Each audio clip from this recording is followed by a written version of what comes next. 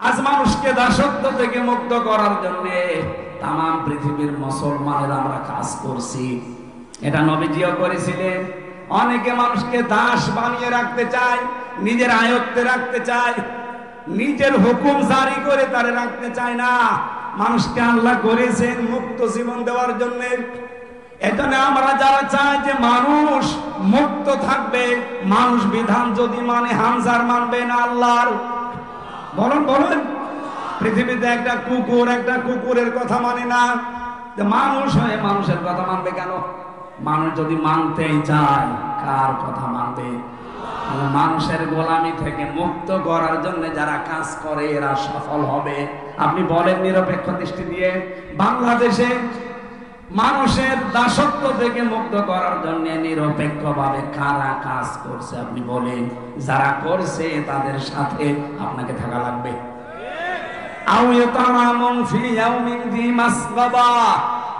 অথবা এতিম মিসকিনদের যারা খাবারের ব্যবস্থা করে, অসহায় মানুষদের মুখে হাসি ফোটানোর জন্য যাদের সারা জীবনের চেষ্টা, বলেন তো এদেশে কারা এই কর্মসূচি হাতে নিয়ে এগিয়ে যায়? আপনি আন্দাজে কথা বললে হবে? আমি তো কোরআনের দলিল দিয়ে বলছি। সফল হতে হলে, সাকসেস হতে হলে, আল্লাহর দৃষ্টিতে যদি আপনি জান্নাতি মানুষ হতে চান, এই 5টা কাজ করাই লাগবে। 1 নম্বরে কি বললাম? মানুষকে মানুষের দাসত্ব থেকে মুক্ত করার জন্য কাজ করবেন। মানুষ যদি মেনে চলে তাহলে আল্লাহর আইন মানবে, নাকি আমার বাবার আইন? বলেন, আমার স্বামীর আইন? আজ যারা বলেন যে আমি এই দল করি, এই দল করি, আরে ভাই আপনি নিজের দিকে তাকান। আপনি তো বাবার আইন প্রতিষ্ঠা করতে চান, আপনি স্বামীর আইন প্রতিষ্ঠা করতে চান। কিন্তু আমরা চাই পৃথিবীতে দাসত্ব করবে মানুষ কার? বলেন বলেন। আমান আহসানু কাওলাম মিম্মান দাআ ইলাল্লাহ। ওই লোকটার চাইতে ভালো কথা দুনিয়ায় কেউ বলে না, যে লোকটা আল্লাহর দিকে, আল্লাহর বিধানের দিকে মানুষকে ডাকে। আরে এই ডাকি তো আমরা দেই, নাকি আমার বাবার দিকে ডাকতেছি? ওয়াহামিলা বিহি কি ওয়াহামিলা সালিহান, আর দুনিয়ায় সাধ্যমতো ভালো ভালো কাজের আঞ্জাম দিয়ে বেড়ায়। ওয়াকালা ইন্নানি মিনাল মুসলিমিন, আর বলে আমি মুসলমান। কি বলে? বলেন বলেন। আপনি প্রথম 2টা কথা হয়তো মানতে পারেন, এদিকে ডাকেন। আপনি আল্লাহর দিকে মানুষকে কম বেশি ডাকেন, আমিও দেখি, আপনিও দেখছেন। ভালো ভালো কাজ আপনি করেন কম বেশি, কিন্তু ওয়াকালা ইন্নানি মিনাল মুসলিমিন, আমি মুসলমান, এই কথা বলার যোগ্যতা বাংলাদেশে এখন অনেকেরই নেই। আগস্টের 5 তারিখের আগে তো অনেকের ছিলই না। এখনো পর্যন্ত অনেকে পরিচয় দিতে ভয় পায়, কারণ পরিচয় দিলেই হবে না। কেউ যদি বলে আমি মুসলমান, আমার মেয়ে বেপরদায় চলতে পারবে? কি কথা বলেন না? কারণ মুসলমানের মেয়ে বেপরদায় চলে। কেউ যদি বলে আমি মুসলমান, সে ঘুষ খেতে পারবে, সে সুদ খেতে পারবে। অথচ এখানে কত মানুষ জেনে শুনে টাকা ছেড়ে রেখেছে, টাকা ছেড়ে রাখে, মাসে মাসে টাকা আসে, 1000 টাকা 100 টাকা বেশি দেয়। নাকি দশকে শুরু হয়নি? নরম ব্যবহার করবে, সে একটা গুণ আপনাদের মাওলানা আজিজুর রহমান পেয়েছে। আল্লাহ রাব্বুল আলামিন ওইরকম গুণ যেন আমাদেরকেও দান করে। আমি কি ওনার সম্পর্কে বেশি বললাম? বলেন বলেন। এই গুণটা ওনার ভেতরে নেই? কথা বলার সময় হিসাব করে কথা বলে, যে আমার কথায় আবার কেউ দুঃখ পাবে না তো। আর আমরা কাজ করার সময় হিসাব করি না, যে কাজে আবার মানুষের কষ্ট হবে না তো। সুতরাং আল্লাহ নবীর কাছ থেকে, আলেমদের কাছ থেকে গুণ আমাদের অর্জন করার তৌফিক দেন। বলেন আমিন। লাহুম মিন জাহান্নামা মিহাদু ওয়া মিন ফাওকিহিম গাওয়াশ ওয়া কাযালিকা নাজসিল যালিমিন। রব্বুল আলামিন বলেন, যখন পাপিষ্ঠ মানুষদেরকে কবরে দেওয়া হয়, সঙ্গে সঙ্গে আমি আল্লাহ জাহান্নামের বিছানা বিছিয়ে দেই, আর উপরে জাহান্নামের চাদর দিয়ে ঢেকে দেই। অথচ বহু মানুষকে আমরা এই পৃথিবীতে দেখি পাপিষ্ঠ না, পাপিষ্ঠর বাপ, সারা জীবনে পাপ করতে করতে জীবন নষ্ট করে ফেলেছে। এরকম মানুষ মরে গেলে রাষ্ট্রীয় সম্মাননা দিয়ে তাড়াতাড়ি করে উপরে মাটি দেওয়ার পরে আবার ফুল দিয়ে দেয়। আর উপরে যতই ফুলের মালা দেন না কেন, ভেতরে এত আল্লাহ আগুন লাগিয়ে দিয়েছে। এটা মিহাদ। লাহুম মিন জাহান্নামা মিহাদু অমিন ফাউকিহিম গাওয়াশ, নিচে জাহান্নামের বিছানা আল্লাহ বিছিয়ে দেবে, আর উপরে জাহান্নামের আগুনের চাদর দিয়ে ঢেকে দেবে। এটা যত আপনি মনে করেন যে 2, 3, 4, 5 রকমের ফুলের মালা দিয়ে এই গদ খালির ফুল দিয়ে সাজিয়ে দিয়েছি, ও মনে হয় জান্নাত পেয়ে বসে আছে, অথচ ভেতরে লেগে গেছে কি? আরো জোরে বলেন। আজকে থেকে যশোর সহ এটা রেকর্ড হচ্ছে, তাম পৃথিবীর বাংলা ভাষাভাষী যারা এটা বোঝে সবাইকে বলছি, মানুষ মারা গেলে কোনো সময় দেরি করতে যাবেন না, যতক্ষণ উপরে থাকবে তার শাস্তি হবে কি? তাড়াতাড়ি করে তার জায়গার জিনিস জায়গায় দিয়ে দেবেন। দ্বিতীয় নম্বরে, নামাজের সময় যদি হয়ে যায়, কোনো মহারতির জন্য দেরি করার দরকার নেই। অনেকে মনে করে না, চেয়ারম্যান আসে নাই, সভাপতি আসে নাই, কিছু মুসল্লি আসুক, আপনার দরকার কি? আপনি তো ডাক দিয়েই দিয়েছেন আল্লাহু আকবার, আল্লাহ সব চাইতে বড়, হাইয়া আলাস সালাহ হাইয়া আলাল ফালাহ, নামাজের দিকে আসো, কল্যাণ পেয়ে যাবে। ঘোষণা তো দিয়েই দিয়েছেন। এখন দুনিয়ার মানুষ কল্যাণের দিকে না এসে যদি দুনিয়ার কোনো কাজ নিয়ে ব্যস্ত থাকে, এটা তার ব্যর্থতা কি? পৃথিবীতে এই ঘোষণা দেওয়ার পরেও কোনো মানুষ যদি নিজের কাজ কাম নিয়ে ব্যস্ত থাকে, সে যেন আল্লাহকে বোঝাতে চায় যে আল্লাহ, মসজিদ যে ডাক দিয়েছিলে হাইয়া আলাল ফালাহ, যে কল্যাণের দিকে আসো, তোমার ওই নামাজের কল্যাণের ছাড়া আমার এই কাজে কল্যাণ বেশি। মুসা আলাইহিস সালামের জামানার একটা ঘটনা পড়ছিলাম। হযরতে মুসাকে আল্লাহ ডাক দিয়ে বললেন, মুসা, এক কামার, এই যে লোহা পিটিয়ে সোজা করে, বিভিন্ন জিনিস তৈরি করে, এই মানুষটা তোমার সাথে জান্নাতে যাবে। মুসা নবী ডাক দিয়ে বলেন, রব্বুল আলামিন, তুমি আর মানুষ পাইলে না, একটা কামারের নাম বললে। কত ভালো ভালো মানুষ আছে, তাদের নাম তো বললে না, কামার কি এমন করে সে? আল্লাহ পাক বলেন, মুসা একটু খোঁজ নিয়ে দেখো লোকটার কাজ কি। মনে করেন এই ওলাশি বাজারে একেবারে ওই কর্নারে মানে হাপড় টানে আর লোহা পিটিয়ে সোজা করে, দা খন্তা কোড়াল বিভিন্ন জিনিস বানায়। আমাদের জামানায় যেমন 5 বার আযান হলে আমরা টের পাই যে নামাজের সময় হয়ে গেছে, মুসা আলাইহিস সালামের জামানায় মাত্র 1 ওয়াক্ত নামাজ ছিল। ওই সময় হয়তো আযান দেওয়ার সিস্টেম ছিল না, কিন্তু একটা সিস্টেম ছিল। হয়তো কেউ আগুন লাগিয়ে দিত, ধোয়া উঠলে মানুষ মনে করতো যে সময় হয়েছে, কারণ 24 ঘন্টায় মাত্র একবার। যেই নামাজের সময় হয়ে গেছে ওই জামানায় উনি লোহা পিটাচ্ছিলেন হাতুড়ি দিয়ে, মগুর দিয়ে লোহা পিটায়, একবার মাথার উপরে তোলে, আবার একবার লোহার উপরে পিটায়। হঠাৎ পেছনে ছিল মগুরটা, তাকিয়ে দেখে আকাশে ধোঁয়া উঠতেছে, তার মানে নামাজের সময় হয়ে গেছে। মানে লোহার উপরে পিটিয়ে তারপরে নামাজে যেতে পারতেন। পেছন দিক থেকে মগুরটা ফেলে দিয়ে জলদি করে পবিত্র হয়ে নামাজের জন্য প্রস্তুতি নিলেন। মুসা নবী অনেকক্ষণ দৃশ্যটা দেখে ডাক দিয়ে বলে, রব্বুল আলামিন, এই লোকটা তো মগুরটা লোহার উপরে পিটিয়ে তারপরে তোমাকে সেজদা দিতে পারতো। তো সময় হয়ে যাওয়ার পরে দুনিয়ার কোনো কাজে আর খেয়াল নেই, সব বাদ দিয়ে যে লোকটা তোমাকে এত বেশি গুরুত্ব দিতে পারে, তুমি তাকে জান্নাতে না দিয়ে পারো না। যেন নামাজের সময় হলে দেরি করা জায়েজ আছে। আরো জোরে বলেন। আমি এটা বানালাম, ইন্নাস সালাতা কানাত আলাল মুমিনিনা কিতাবাম মাওকুতা। সূরা নিসার ভেতরে এসেছে, রব্বুল আলামিন বলেন, অবশ্যই নামাজ আমার মুমিন বান্দা বান্দীদের উপরে যখন তখন না, নির্ধারিত সময় আমি আল্লাহ লিখে দিয়েছি। এজন্য নামাজের সময় হয়ে গেলে আপনি দুনিয়ার কোনো কাজে থাকলে কাজটা যত ভালো হোক ওটা হারাম হয়ে যাবে। কথা বুঝতেছে? এজন্য যত কাজ থাক, যত জরুরি থাক, ফরজ নামাজের সময় হয়ে গেলে আর দেরি করা জায়েজ নেই, কারো জন্য অপেক্ষা করাও জায়েজ নেই। মনে করেন না 2-3 জন আছে আর 10-12 জন আসুক, আপনার কি দরকার? আপনি তো আযান দিয়েই দিয়েছেন, এখন যে আসবে না আসবে দায়িত্ব তার আপনার না, এ দায়িত্ব কার? কার? অবশ্য আল্লাহ। এদিকে আসেন, আপনি নামাজ পড়তে আসেন না, দায়িত্ব আল্লাহ না। আপনার কানের ভেতরে আওয়াজ যাওয়ার পরে দায়িত্ব আপনার।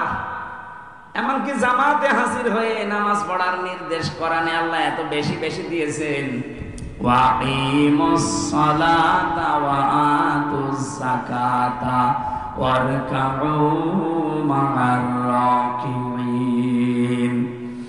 তোমরা জামাতের সাথে তোমরা নামাজ কায়েম করবা, আর রোজ যাকাত দিয়ে দিবা সন্তান সম্পদের, আর রুকুকারীদের সাথে রুকু করবা। তার মানে জামাতবদ্ধ হয়ে নামাজ পড়বা।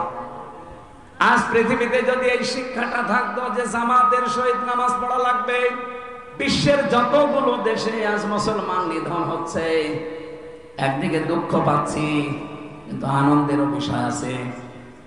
ফিলিস্তিনের এই মানুষগুলো, আজকে একটা বাচ্চা দেখলাম, একজন তার পক্ষ থেকে স্ট্যাটাস দিয়েছে, বোমা আমার উপরে মারে, আমি আর পৃথিবীতে থাকতে চাই না এই ফিলিস্তিনে, গাজাতে। আমি শুনেছি জান্নাতে নাকি অনেক খাবার পাওয়া যায়। পৃথিবীতে থেকে তো না খেয়ে মরে যাচ্ছে, সুতরাং এরকম মরণ দরকার নেই, বোমা আমার উপরে ফেলেন। আমি অন্তত যারা জান্নাতের কথা শুনেছি সেখানে নাকি খাবারের কোনো অভাব নেই। আমি তাড়াতাড়ি জান্নাতে চলে যেতে চাই, যেন ওখানে মন মতো খেতে পারি। সূরা আলে ইমরানের 140 নম্বর আয়াত আমি পড়েছি, ওয়ালিয়া'লামাল্লাহুল্লাযীনা আমানু ওয়া ইয়াত্তাখিযা মিনকুম শুহাদা আল্লাহু লা ইউহিব্বুজ যালিমিন। রব্বুল আলামিন বলেন, সবাইকে তার শাহাদাতের মরণ আল্লাহ দেয় না, তোমাদের ভেতরে যাদের ঈমানের দাম আছে, আর যে মানুষগুলোর কর্মজীবন অ্যাক্টিভিটিস কারবার আল্লাহর পছন্দ হয়, এদেরকে আল্লাহ শাহাদাতের মরণ দিয়ে ধন্য করে। ওয়ায়াত্তাখিযা মিনকুম শুহাদা, তাদেরকে আল্লাহ শাহাদাতের মরণ দেন। কারণ এমনিতেই মরণ দিলে তো কবরে ঘুমিয়ে পড়তো, শাহাদাতের মরণ দিল আর ঘুমায় না। বালা হায়াউন ইনদা রাব্বিহিম ইরযাকুন, কিয়ামত পর্যন্ত জীবিত এবং আল্লাহ নিজে তাদেরকে রিজিক দেন। বলেন সুবহানাল্লাহ। এজন্য ফিলিস্তিন সহ বিশ্বের যে মুসলমানগুলো আজ মার খাচ্ছে, শহীদ হচ্ছে, একদিকে তাদের জন্য ভালো হচ্ছে, আর একদিকে আমরা যদি অসুখে মরে যেতাম, পানিতে ডুবে মরে যেতাম, তবে একটা আফসোস থাকতো না। এমন নাপাক মানুষদের হাতে আল্লাহ আমাদের মরণ দিয়ে দিচ্ছে আমাদের নিজেদের কারণে, আর ওই কারণটার নাম হচ্ছে ঐক্য। কে কথা বলে না কেন? আমার কথা বোঝার মতো যোগ্যতা আপনার থাকা লাগবে। আমি কথা বলছি না। রুকু করো সবাই মিলে, মা'আর রাকিঈন। আপনি লক্ষ্য করেছেন মা'আর পরে রাকিঈন দিয়েছেন, এর আগে আলিফ লাম আছে। কোরআনের প্রতিটি শব্দ গবেষণামূলক, চিন্তা ভাবনা করে আপনাকে পড়া লাগবে। আল্লাহ বলেন রুকুকারীদের সাথে রুকু করো, তার মানে জামাতবদ্ধ হয়ে নামাজ পড়ো, একটা অর্থ। দ্বিতীয় অর্থ কি? দ্বিতীয় অর্থ হচ্ছে সত্যি যদি মানুষ জামাতবদ্ধ হয়ে যে শিক্ষাটা প্রতিদিন 5 বার করে নেয়, কাতার থেকে যেভাবে শিক্ষা নেয়, এটা যেন 257টা রাষ্ট্র দুনিয়ায় যত মুসলমান আমরা আছি, আমরা একেবারে কম না। তামাম দুনিয়াতে সবচাইতে বেশি মানুষ বাস করে খ্রিস্টান ধর্মে, তারপরে হচ্ছে ইসলাম ধর্মে। জোরে বলেন সুবহানাল্লাহ। এই 210 কোটি মুসলমান আমরা সত্যি যদি ঐক্যবদ্ধ হওয়া কাতারের এই শিক্ষা নিতে পারতাম নামাজ থেকে, ফিলিস্তিনের এই আর্তনাদ গতকালকে 3টায় বন্ধ হয়ে যেত। আর্তনাদ করা লাগতো 80 লাখ মাত্র ইহুদি, পৃথিবীর নিকৃষ্ট জাতি, অভিশপ্ত জাতি, গায়রিল মাগদুবি আলাইহিম। প্রতিদিন যাদের বিরুদ্ধে আমরা কমপক্ষে 17 বার করে বরদোয়া দেই। কয়বার? কোন নামাজ যদি কেউ নাও পড়ে, ফরজ নামাজ যদি পড়ে, তারপরও ফরজ নামাজের রাকাত সংখ্যা কয়টা? বলেন না কেন? 17 বার অন্তত আপনাকে বলাই লাগে গায়রিল মাগদুবি আলাইহিম, বলা লাগে না? এটা কি? এটা বরদোয়া। আল্লাহ গজব নাযিল করো, অভিশপ্ত এই ইহুদিদের উপরে।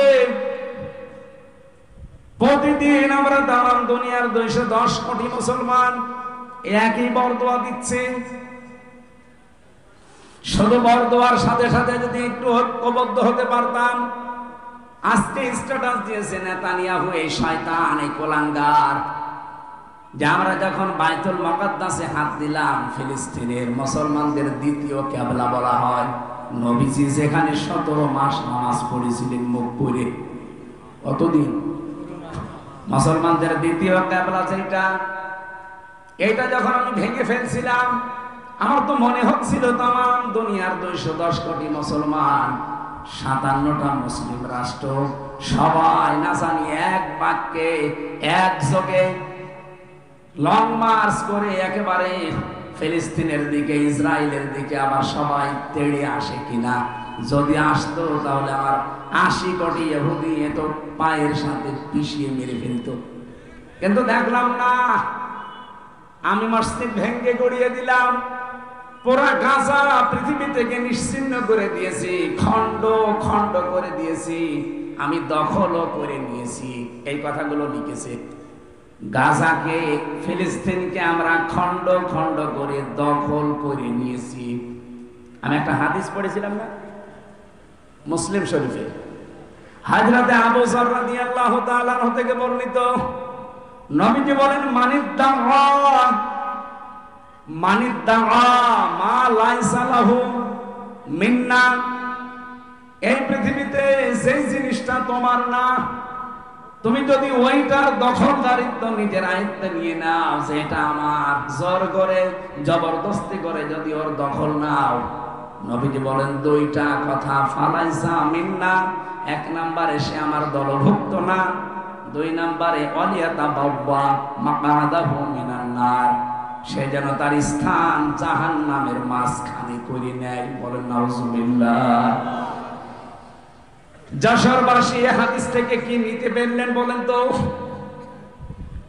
আজ বিশ্বে যে মানুষগুলো সেই জিনিসের মালিক না, ওটা যদি কেউ জোর জবরদস্তি করে দখল করে নিজের আয়ত্তে নিয়ে নেয়, সে নবীর উম্মত থেকে বের হয়ে যায়। কি বলেন? বলেন। এ বাংলাদেশে আমরা বহু মানুষকে দেখি, যে জিনিস আমার না, জোর জবরদস্তি করে দখল করে বিভিন্ন কায়দায় নিজের আয়ত্তে নিয়ে নেয়। এটা আমি বেশি বললাম? কত মানুষ দেখেন আগস্টের 5 তারিখের পর থেকে ঘাট দখল, মাঠ দখল, বাজার দখল। যশোরে হয়তো এগুলো নেই, এই জন্য টের পাচ্ছেন না। আমার কুষ্টিয়ার গড়াই নদীর ঘাট দখল হয়ে গেছে আল্লাহর ওলিদের দ্বারা। অথচ সরকারি জিনিস আপনি দখল করে নিলেন কি করে? কত বাজার দখল করলেন, বাজার তো পৌরসভার, আপনি নিলেন কি করে?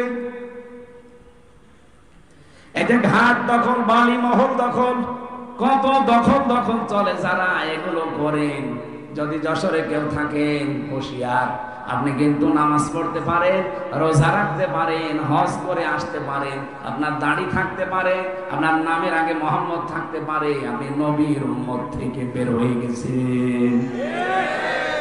এরকম মানুষ আছেন কারা, যারা অন্যের জিনিস দখল করে নেন? হাত তোলেন তো। যশোরে আমার মনে হয় হাদিস বলা ঠিক হইল না, এটা কুষ্টিয়ায় বলার দরকার ছিল।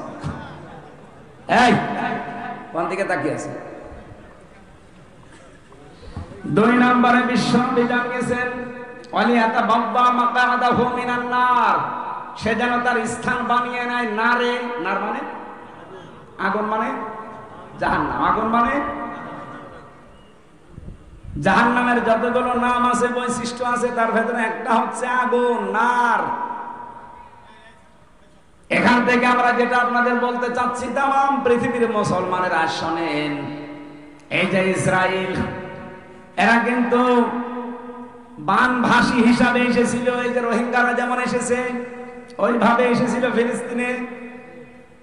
এই ইসরায়েলের জায়গাটা তারা বলেছিল আপনারা বাস করেন, শেষে নিজেরাই দখল করে মালিক হয়ে গেছে। প্রথমটা আমার দেশের জন্য হয়তো মেলে, হয়তো অনেক মুসলমানের ভেতরে চরিত্র আছে যে জিনিস যার না জোর করে যদি দখল করে নেয় সে যেমন নবীর উম্মত থাকে না। দুই নাম্বারটা, ওরা তো নবীর উম্মত না, কিন্তু ওরা তো মানুষ। ওরা কি? যদি ওদের এখন আর মানুষ বলা যাচ্ছে না, মানুষের যা কাজ কারবার একটা ওই শব্দ জাতি ইহুদিদের ভেতরে আর নেই। সেই হিসাবে বলছি ওরা দখলদারিত্ব করছে। যা হাজার হাজার মানুষকে আজ মিশরের দিকে দেখলাম রওনা দিয়েছে, নিজেদের বাড়ি ঘর সব মালামাল রেখে এখন চলে যাওয়া লাগছে। যেখানে ওরা যাচ্ছে, যাদেরকে এইভাবে বাড়ি ঘর থেকে উৎখাত করা হয়েছে, নিশ্চিহ্ন করে দিয়ে জায়গাগুলো যারা দখল করে নিয়েছে, পৃথিবীর মানুষেরা ও ইহুদিরা কানে হয়তো আপনাদের যাবে আওয়াজগুলো। আপনারা মুসা নবীর অনুসারী বলে নিজেদেরকে দাবি করেন, অথচ মুসা নবীর নবুয়ত টিকবে না যদি কোরআন শরীফ, এদিকে থাকেন, মুসা নবীর নবুয়ত টিকে থাকার সম্ভাবনা যদি কোরআনে কারীম আল্লাহ নাযিল না করতেন। বসের কথা বসে, ঈসা নবীর নবুয়ত টিকে থাকায় সম্ভব না যদি আল্লাহ কোরআনে কারীম নাযিল না করতেন। সেই কোরআন থেকে শোনাচ্ছি, সেই কোরআনের ব্যাখ্যা হাদিস থেকে শোনাচ্ছি। এই পৃথিবীতে আজ যারা জোর জবরদস্তি করে দখল করে নিচ্ছেন, একটা কথা ভালো করে বিশ্বাস করেন, কান খাড়া করেন, যেহেতু একটা নবীর নাম আপনারা বলেন, ইহুদিরা বলে কিন্তু যে আমরা মুসা নবীর উম্মত। কার বলেন? বলেন। খ্রিস্টানরা বলে আমরা ঈসা নবীর উম্মত। এই জন্য আপনাদের বলছি, একটা নবীর নাম বলে যেহেতু নিজেদেরকে পরিচয় দেন, বিশ্বাস করতে পারেন এই দুনিয়াতে অবশ্যই আমার আল্লাহ হয়তো নবী আর পাঠাবে না, আর রাসূল আর পাঠাবে না, কিন্তু আবাবিল পাঠাবে না। এই কথা কোরআনে আল্লাহ বলেন নাই? বলেন। বলেন। আল্লাহর কাছে মুসাফির অবস্থায় বলছি, আল্লাহ অন্তত পৃথিবীর এই নিকৃষ্ট জাতি অভিশপ্ত এই ইসরায়েলের জন্য তুমি আবার একটা আবাবিল জাত পাঠিয়ে দাও।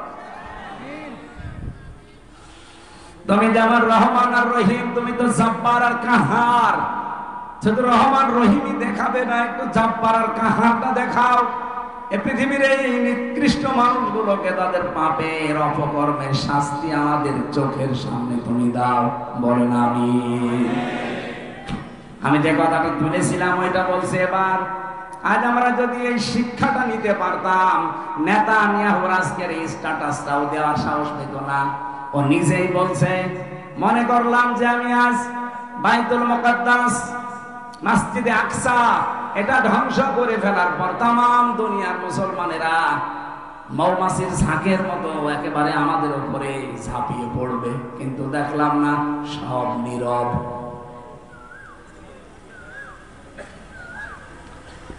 এখানে নামাজ সময় হয়ে গেলে আর দেরি করা যাবে না, কাতার সোজা করে তাড়াতাড়ি নামাজ শেষ করা লাগবে। এই শিক্ষাটা নামাজ থেকে পাওয়া যায়। 3 নম্বরে, কারো মেয়ে যদি বিবাহের উপযুক্ত হয়, সৎ পাত্র যদি আপনি পেয়ে যান, দেরি করবেন না। অনেকে বলেন না আর একটু বড় হোক, পায়ে দাঁড়াক, এও কি অন্যের পায়ে দাঁড়িয়ে আছে? وَأَنكِحُوا الْأَيَامَ مِنكُمْ وَالصَّالِحِينَ مِنْ عِبَادِكُمْ وَإِمَائِكُمْ إِنْ يَكُونُوا فُقَرَاءَ يُغْنِهِمْ أَغْنِيَاءُ مِنكُمْ مِنْ فَضْلِهِ। রব্বুল আলামিন বলেন, তোমাদের ভেতরে যদি কোনো বিধবা মেয়ে থাকে অথবা কোনো মানুষ যদি বিবাহের উপযুক্ত হয়, তাদের বিবাহের ব্যবস্থা করে দাও। কারণ বিবাহের ব্যবস্থা করলে ওরা যদি গরিব থাকে, অসহায় থাকে, আমি আল্লাহ নিজে তাদের কর্মসংস্থানের ব্যবস্থা করে তাদের অভাবগুলো দূর করে দেব। আমি তো দেখেছি বাস্তবে যারা বিবাহের মাধ্যমে অবৈধ কাজগুলো থেকে বিরত থাকার জন্য নবীর সুন্নাত মনে করে এটা পালন করে, তাদের রিস্কের ভেতরে আল্লাহ অজানা একটা বরকত দিয়ে দেয়। কথা বলেন। এই যে প্রমাণী মাওলানা রবিউল, ওরে জিজ্ঞাসা করেন বিয়ের আগেও কোন অবস্থায় ছিল, এখন আল্লাহরে কত উপরে তুলে দিয়েছে। আমি নিজেও অবৈধ কোনো কাজ কাম করব না, বৈধ ভাবে আমি জীবন চালাতে চাই। আল্লাহর নির্দেশ, রাসূলের হুকুম আছে, এই মনে করে যদি সত্যি আপনি বিবাহ করতে পারেন, যদি অপারগ থাকেন, যদি অসচ্ছল থাকেন, কোরআন বলছে আপনাকে আল্লাহ নিজের সচ্ছলতা দান করবেন। বাংলাদেশে আজ জেনা, এইটার কারণ আমার মনে হয় বিবাহের ক্ষেত্রে গড়িমসি করা। এখানে কন্যা সন্তান যাদের আছে, বিবাহের উপযুক্ত হলে বিয়ে দিয়ে দেন। ও যদি পড়াশোনা করতে চায় করুক, ওর জামাই বাড়ি গিয়ে জামাইয়ের অনুমতি নিয়ে করুক। কারণ মেয়ে যদি বিবাহ না দিয়ে ভাবে চলতে থাকেন যে আরেকটু বড় হোক, আরেকটু হোক। আমার কুষ্টিয়ায় এক দাদা, গ্রাম সম্পর্কের, ওনারে বললাম দাদা আপনার দুইটা মেয়ে, এইভাবে কলেজে যাই, ইন্টারে পড়ে, একটু পর্দা দিয়ে ঢেকে ঢেকে পাঠাতে পারেন না? আমারে বলছে হামজা কোসি মেয়ে। কি কোসি মেয়ে? এতটুকু মেয়ের আবার বোরকা পরানো লাগবে? ইন্টারে পড়ে বলে এতটুকু? কমপক্ষে 18-19 বছর বয়স। এক কথা বলছে না, ইন্টার যারা পড়ে তাদের 18-19 বছর হবে না? দুইটাই যেহেতু চুলকা মেয়ে, ওনারা বললাম দাদা আপনি এই কাজ করেন না, দেখেন একটা অঘটন ঘটে যাবে, দোয়া করো। এতটুকু মেয়ের আর কি করবো, বড় হোক। আল্লাহ কয়েকদিন পরে যে শুনি দুইজন আল্লাহর রাস্তায় চলে গেছে। দুইটা মেয়ে দুইজনের হাত ধরে চলে গেছে। আমি বেড়াতে গেছি, বাড়িতে যে দেখি দুই মুরব্বী দাদা আর দাদি কাঁদতে কাঁদতে চোখ আপেলের মতো হয়ে গেছে। কি দাদা কাঁদেন কেন? কচি মেয়ে। এখন কাঁদে। আমি কতবার করে বললাম, তখন শুনলেন না, বললেন কচি মেয়ে, ইন্টারে পড়ে তাও কচি মেয়ে। দুইটাকে যদি পর্দা দিয়ে, যে বয়স আছে, যদি বিবাহ দিয়ে দিতে পারতেন, পড়াশোনা করছে, অনার্স মাস্টার্স করবে, কোনো অসুবিধা নেই, ও জামাইয়ের আন্ডারে থেকে করবে। অন্তত গুনাহ থেকে, অন্যায় থেকে যদিও বাঁচতে পারে, আমার আল্লাহ ওর জীবনে পরিবারে একটা অভাব থাকলে দূর করে দেবে। বলেন সুবহানাল্লাহ। আমরা এই হাদিস থেকে 3টা প্রমাণ পেয়েছি। 3টা কাজে দুনিয়ায় দেরি করা নিষেধ, নির্দেশ রাসূলুল্লাহ। কার? বলেন বলেন। আজকে থেকে মেনে চলা যাবে না। নামাজের সময় হলে কারোর জন্য অপেক্ষা নেই, সঙ্গে সঙ্গে ফরজ নামাজ শেষ। 2 নম্বরে, মেয়ে যদি বিবাহের উপযুক্ত হয়, পাত্র পেলেই তাড়াতাড়ি শেষ করে দেবে। 3 নম্বরে, যদি কেউ মারা যায়, যদি উপস্থিত পাওয়া যায় যে জানাজা দিয়ে অন্তত এখনই দেওয়া যায়, আর কারোর জন্য দেরি করার দরকার নেই, তাড়াতাড়ি মাটির নিচে দিয়ে দেবে। আল্লাহ আমাদের মেনে চলার তৌফিক দান করেন, বলেন আমিন। 5টা কাজের কথা আজকে আসার সময় আমি গাড়িতে পড়ছিলাম। 5টা বিষয় যদি কেউ দুনিয়ায় মেনে চলতে পারে, কোরআন বলছে তারা জীবনে সফল হতে পারবে। ফালাকতা হামাল আকাবা, ওমা আদরাকা মাল আকাবা, ফাক্কু রাকাবা, আও ইতআমুন ফি ইয়াউমিন যী মাসগাবা, ইয়াতীমান যা মাকরাবা, আও মিসকিনান যা মাতরাবা, সুম্মা কানা মিনাল্লাযীনা আমানু ওয়া তাওয়াসাউ বিস-সাবরি ওয়া তাওয়াসাউ বিল মারহামা, উলাইকা আসহাবুল মাইমানা। ইলা আখির আয়াত। 11 নম্বর আয়াত থেকে সূরা বালাদের আল্লাহ রাব্বুল আলামিন এখান থেকে আমাদের জানাতে চেয়েছেন, ফালাকতা হামাল আকাবা। আকাবা মানে গিরিপথ। আকাবা মানে এই লোকটা গিরিপথের দিকে না গিয়ে সহজ সরল পথের দিকে। হে নবী, আপনি কি জানেন গিরিপথ কি আর সহজ সরল পথ কি? সফল হতে হলে জীবনে কি কি করা লাগে মানুষকে আপনি জানেন? নবীজি বলেন না, আল্লাহ বলেন ফাক্কু রাকাবা, দাস মুক্তি করার কাজ করবেন। আজ মানুষকে দাসত্ব থেকে মুক্ত করার জন্য তাম পৃথিবীর মুসলমানেরা আমরা কাজ করছি। এটা নবীজিও করেছিলেন। অনেকে মানুষকে দাস বানিয়ে রাখতে চায়, নিজের আয়ত্তে রাখতে চায়, নিজের হুকুম জারি করে তারে রাখতে চায় না। মানুষকে আল্লাহ করেছেন মুক্ত জীবন দেওয়ার জন্য। এজন্য আমরা যারা চাই যে মানুষ মুক্ত থাকবে। মানুষ বিধান যদি মানে হামজার মানবে না আল্লাহর? বলেন বলেন। পৃথিবীতে একটা কুকুরের কথা মানে না, মানুষ হয়ে মানুষের কথা মানবে কেন? মানুষ যদি মানতেই চায়, কার কথা মানবে? মানুষের গোলামি থেকে মুক্ত করার জন্য যারা কাজ করে এরা সফল হবে। আপনি বলেন নিরপেক্ষ দৃষ্টি দিয়ে, বাংলাদেশে মানুষের দাসত্ব থেকে মুক্ত করার জন্য নিরপেক্ষভাবে কারা কাজ করছে? আপনি বলেন। যারা করছে তাদের সাথে আপনাকে থাকা লাগবে।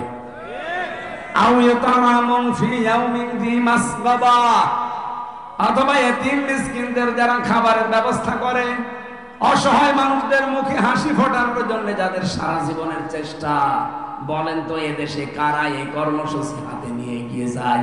আপনি আন্দাজে কথা বললে হবে? আমি তো কোরআনের দলিল দিয়ে বলছি, সফল হতে হলে, সাকসেস হতে হলে, আল্লাহর দৃষ্টিতে যদি আপনি জান্নাতি মানুষ হতে চান, এই 5টা কাজ করাই লাগবে। 1 নম্বরে কি বললাম? মানুষকে মানুষের দাসত্ব থেকে মুক্ত করার জন্য কাজ করবেন। মানুষ যদি মেনে চলে তাহলে আল্লাহর আইন মানবে, নাকি আমার বাবার আইন? বলেন, আমার স্বামীর আইন।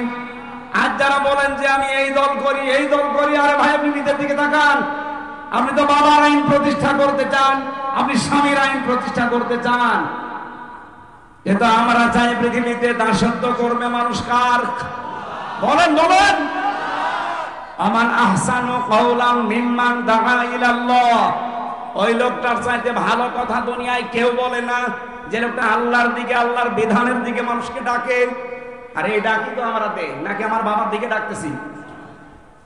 ওয়ামিলা বিহি কি ওয়ামিলা সালিহান, আর দুনিয়ায় সাধ্যমতো ভালো ভালো কাজের আঞ্জাম দিয়ে বেড়ায়।